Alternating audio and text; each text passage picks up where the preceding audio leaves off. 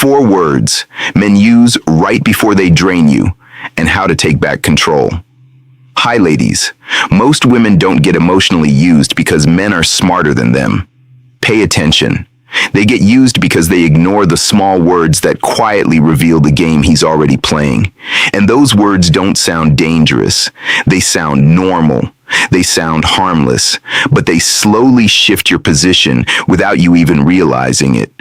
By the end of this video, you'll recognize the 4 words men use right before they start draining your energy. And more importantly, you'll understand exactly how to flip each one back into your control.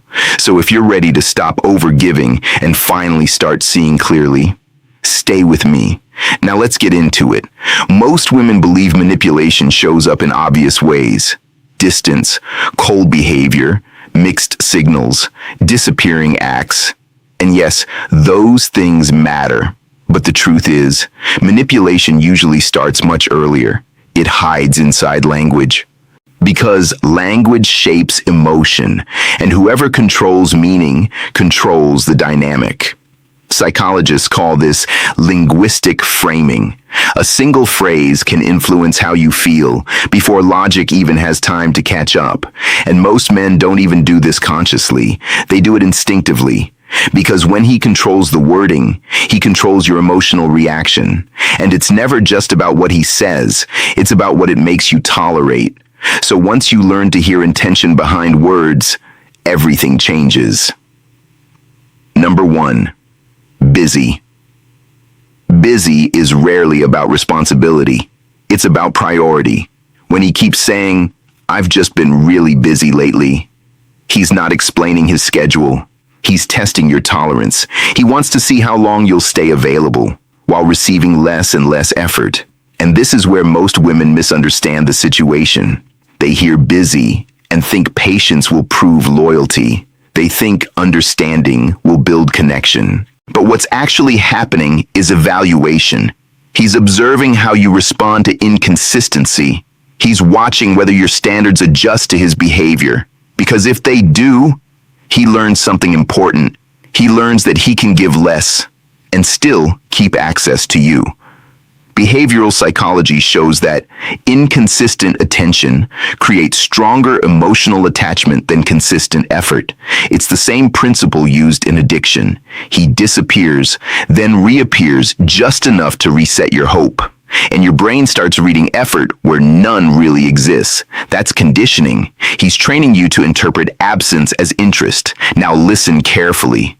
The shift is simple. You don't argue. You don't question. You don't demand explanations.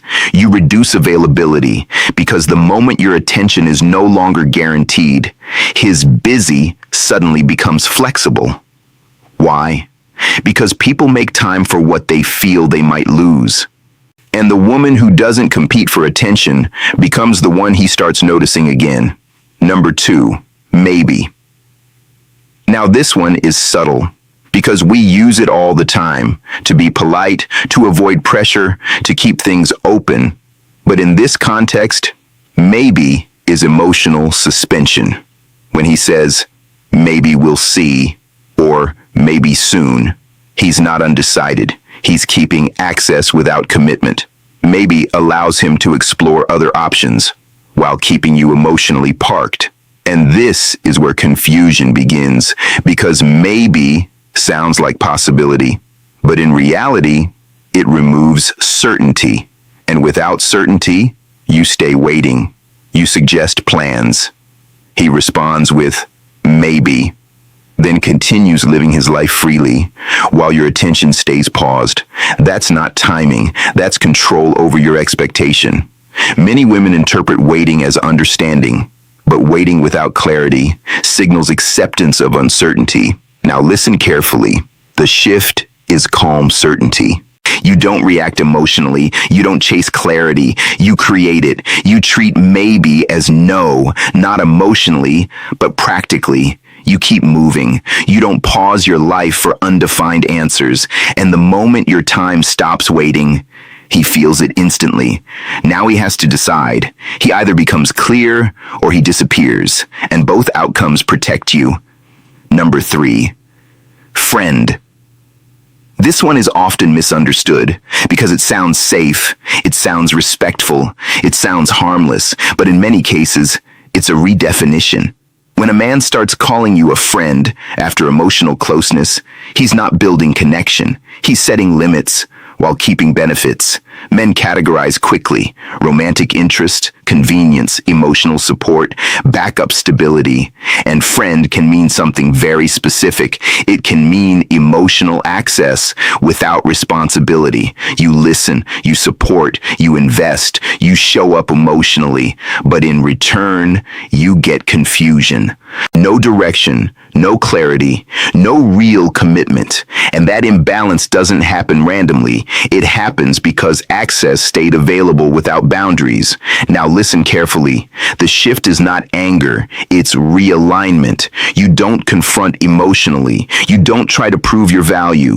You withdraw emotional labor. You stop overgiving. You stop filling spaces he should be stepping into. And the moment your availability changes, he reassesses your role instantly, because now the dynamic has shifted.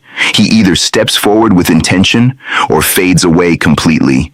And again, both outcomes give you clarity. Number 4, soon. This one feels like a promise, but it's actually a delay. I'll call you soon. We'll see each other soon. Things will calm down soon. The word soon attaches you to a future that never arrives in the present, and psychology has a term for this: temporal delay reinforcement. Future promises keep people emotionally invested, even when nothing is happening right now. Hope feels like progress, even when there is no action. And this is where many women stay stuck. They hold on to soon, believing effort is just around the corner. But real interest doesn't speak in vague timelines. It moves with clarity. It creates plans. It shows up consistently. Now listen carefully. The moment you stop responding to words without action, everything becomes clear. You stop waiting. You stop holding space for undefined effort. And when soon no longer works on you, he has to choose. He either shows up with something real or he disappears, and both outcomes remove confusion. Now listen carefully. This is where everything changes. Men rarely reveal their intentions directly. They reveal them through patterns. Busy, maybe, friend, soon. These are not random words. They are signals. Each one communicates how secure he believes your attention already is. And that's the key. Because when your attention feels guaranteed, effort naturally drops. But when your attention is no longer certain, behavior shifts. Now understand this clearly.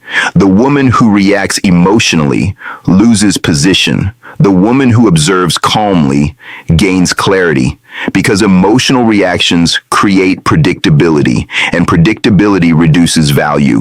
But calm awareness creates control, and control changes the entire dynamic. First, to subscribe this channel, The Real Shift. Power is not in what you say back. It's in what you stop tolerating. Let that sink in. Because most women try to fix situations through words. They explain, they question, they seek clarity. But clarity doesn't come from asking more. It comes from accepting less. The moment you stop tolerating vague effort, everything shifts. You don't need to argue. You don't need to convince. You simply adjust your availability. And people always respond to changes in access. Always. Vreen. Why behavior changes suddenly. Have you ever noticed this? The man who gave you the minimum suddenly starts noticing you more. When you pull back, it's not random. It's not coincidence. It's contrast. When your energy is always available, it becomes expected. But when it's no longer guaranteed, it becomes valuable. And that's when behavior shifts. Not because you argued, but because your presence changed. Last but not the least, make sure to subscribe my channel because it helps you a lot to better survive. Final truth. You don't lose people by having standards. You lose people who benefited from your lack of them. And that's not a loss. That's alignment. So stop chasing clarity. Stop overanalyzing words. Stop trying to decode mixed signals and start watching patterns. Because patterns don't lie. Words can. Closing. If you've been feeling confused and drained or unsure where you stand, this is your clarity. Pay attention to the words, but more importantly, pay attention to what follows them, because that's where truth lives. So remember this, power isn't in reacting better, it's in choosing what you no longer accept. And once you see it, you can't unsee it. Stay sharp, protect your standards, and I'll see you in the next one.